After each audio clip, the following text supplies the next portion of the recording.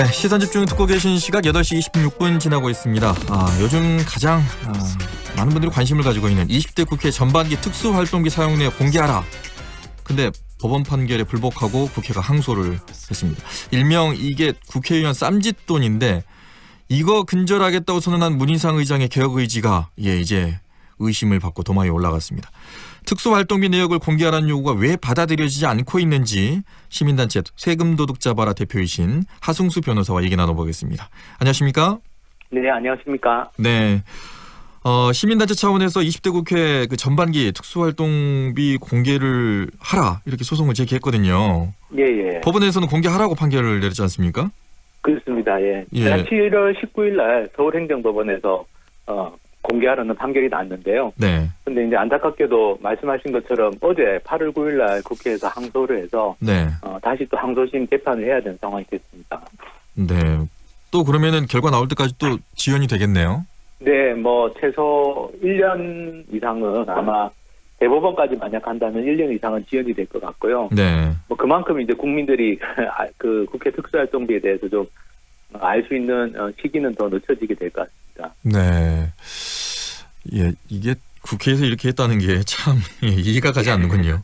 네. 법원에서는 구체적으로 어떤 내용에 대해서 이 정보 공개를 하라 이렇게 판결을 내렸습니까? 네, 그 7월 19일 날 서울행정법원이 내린 판결은 지금 국회에서 특수활동비라는 예산이 흔히 영수증도 없이 쓸 수 있는 돈으로 알려져 있는데요. 네. 그게 올해 예산에만 한 62억 원 정도가 있습니다. 예. 그 특수활동비 62억 원하고 그리고 이제 업무 추진비라고 또 88억 원이 있고요. 네. 또 예비금이라고 하는 게 또 13억 원이 있는데 네. 그 모든 세부적인 집행 내역을 공개하라는 것이 이제 서울행정법원에서 내린 1심 판결 내용이었습니다. 네. 그런데 여기에 대해서 이제 국회가 불복해서 항소를 제기한 것이고요. 네.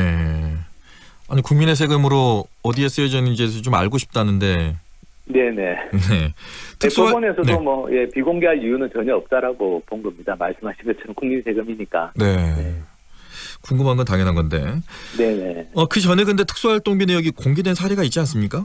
네, 그렇습니다. 사실은 두 차례나 대법원에서 확정 판결까지 난 사안이고요. 특수활동비가. 네. 2004년에 서울에 있는 참여연대 시민단체에서 소송을 해가지고 대법원에서 국회 특수활동비는 공개하라고 판결을 한번 한 적이 있고요. 네. 그리고 올해 5월 달에 또 대법원에서 그 판결을 해가지고 그래서 이제 2011년부터 2013년 것까지는 이제 공개가 됐습니다. 됐는데 문제는 뭐냐면은 대법원 확정 판결이 두 번이나 났는데, 네. 그 2013년 이미 판결 난 부분까지는 공개를 하고 2014년 이후치는 또 공개를 안 하는 겁니다. 대법원 판결까지 다 났는데요. 네, 그렇습니다. 네. 두 번이나 났는데 네. 한마디로 말해서 이제 소송에서 판결이 난 그 해당 기간만 공개를 하고 네. 그 이후 것은 또 공개를 하지 않고 만약 그거를 공개받으려면 또 소송을 해라. 네. 이런 식의 행태를 지금 보이고 있습니다. 네. 네. 뭐가 두려워서 그럴까요? 어쨌든 그 참여연대에서 2011년부터 13년까지 3년치를 공개를 받았는데요. 네. 굉장히 많은 문제점이 드러났습니다. 그래서 아마 지금도 계속 항소하는 이유가 아마 그 국회의원들이 돈을 잘못 썼기 때문에 네.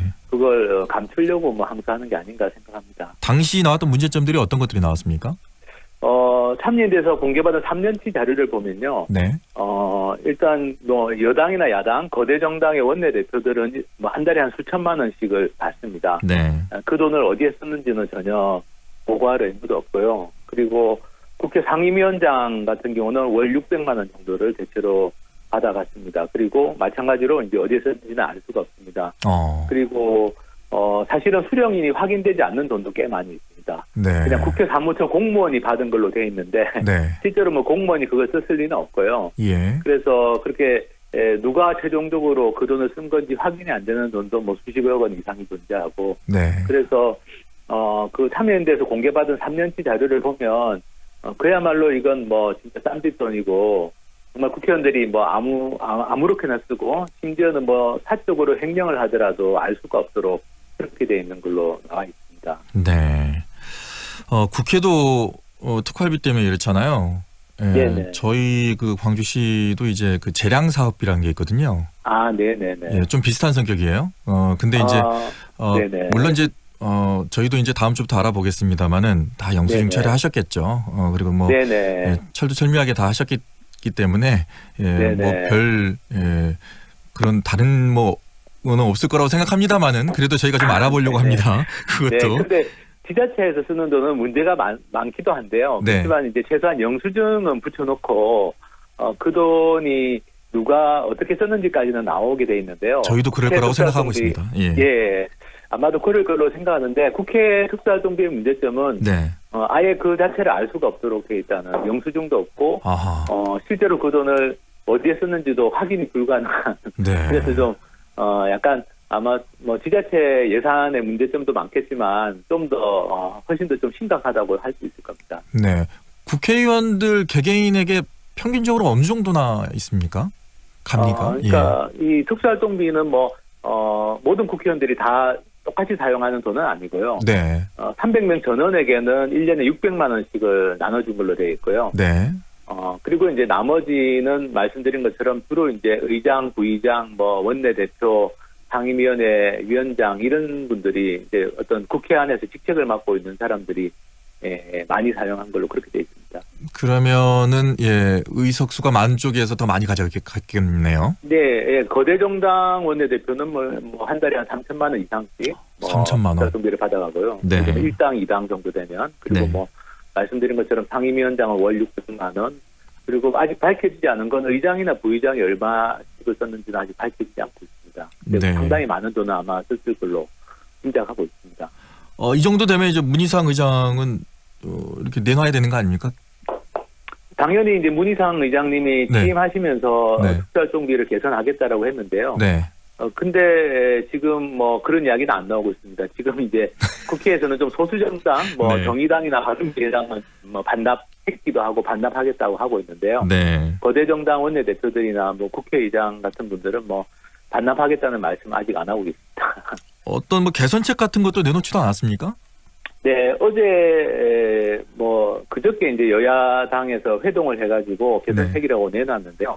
일종의 양성화를 하겠다라는 취지입니다. 그러니까 이제까지는 영수증도 안 붙이고 네. 특수활동비를 썼는데 영수증 정도는 붙이도록 좀 개선해 보겠다. 아하. 그것도 세부적인 건 국회 안에 소위원회를 만들어서 좀 추가 논의를 해야 된다 이런 식이라서요. 네. 사실은 전혀 실효성이 없다라고 보고 시민단체들이 요구하는 거는 특수활동비라는 그 항목 자체가 국회에는 좀 필요가 없다라는 겁니다. 네. 왜냐하면은 국회가 무슨 국가정보원도 아니고 정보 수집이나 기밀 수사에 사용하는 게 특수활동비인데요. 네. 국회가 그런 돈을 쓸 이유가 전혀 없기 때문에 네. 특수활동비 자체를 폐지하라는 게 이제 시민단체들의 요구사항입니다. 그런데 엊그제 국회가 내놓은 안은 네. 폐지가 아니라 양성화라는 이유로 그냥 사실상 그냥 돈을 쓰겠다라는 취지로 받아들여져서요. 네. 굉장히 미흡한 안이라고 생각합니다. 국회가 거부한 이유를 보니까 국가안전보장이나 국방, 외교관계 등 중대한 국익을 해할 우려가 있고 운영에 차질을 초래할 수 있어서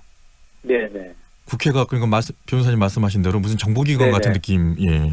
예, 정보 공개를 지금 거부하는 명분으로 그런 걸 들고 있고요. 네. 사실은 요번에 그 특수활동비 개선책을 내놓으면서도 그러면 가장 먼저 돼야 되는 게 정보 공개인데 네. 정보 공개에 대해서는 여야당에서 입장을 내놓지 않았습니다. 네. 그리고 말씀하신 것처럼 사실 국민들이 들으면 전혀 납득할 수 없는 이유인데요. 네. 특수활동비를 공개한다고 해서 무슨 국가 안보에 지장이 초래된다든지 이런 이야기는 네. 사실 도저히 받아들일 수 없는 이야기라고 생각합니다. 특활비를 통해서 열심히 일하셨다는 걸 좀 알고 싶다는 거거든요. 예. 네, 그렇습니다. 어디서 어떻게 열심히 일하셨는지 알고 싶으니까 빨리 좀 공개 좀 하셨으면 좋겠습니다. 앞으로 만약에 국회 움직임이 더 어느 쪽으로 갈지 예측은 조금 됩니다만은 어떻게 네네. 대응해 나가실지 궁금하네요.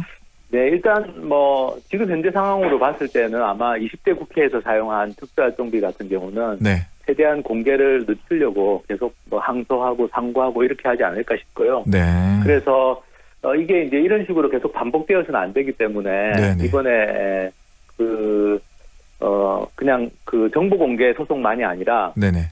지금 대법원 판결을 무시하고 정보를 비공개하는 거는 일종의 불법 행위라고 볼 수 있습니다. 네. 왜냐하면 법원이 법을 해석하는 기관인데 최고 법원인 대법원이 공개하라고 한 것을 비공개하는 거는 불법이기 때문에 네. 그래서 공무원의 불법 행위에 대해서 국가배상 책임을 물을 수 있도록 돼 있는데요. 네네. 국가배상법에 따라서 그래서 다음 주 중으로 네. 국가배상 청구 소송을 제기해서 이번 기회에 또다시 이렇게 그 법원 판결조차도 무시하면서 정보를 감추는 일은 좀 없어지도록 할 예정입니다. 네. 국회의원분들께서 좀 긴장하셔야 될 것 같아요. 왜냐하면 이제 네. 다음 선거가 2년도 안 남았거든요. 예. 그렇습니다. 예, 오늘 말씀 고맙습니다. 네, 감사합니다. 네, 시민단체 세금도둑 잡아라 대표를 맡고 계신 하승수 변호사와 얘기 나눴습니다.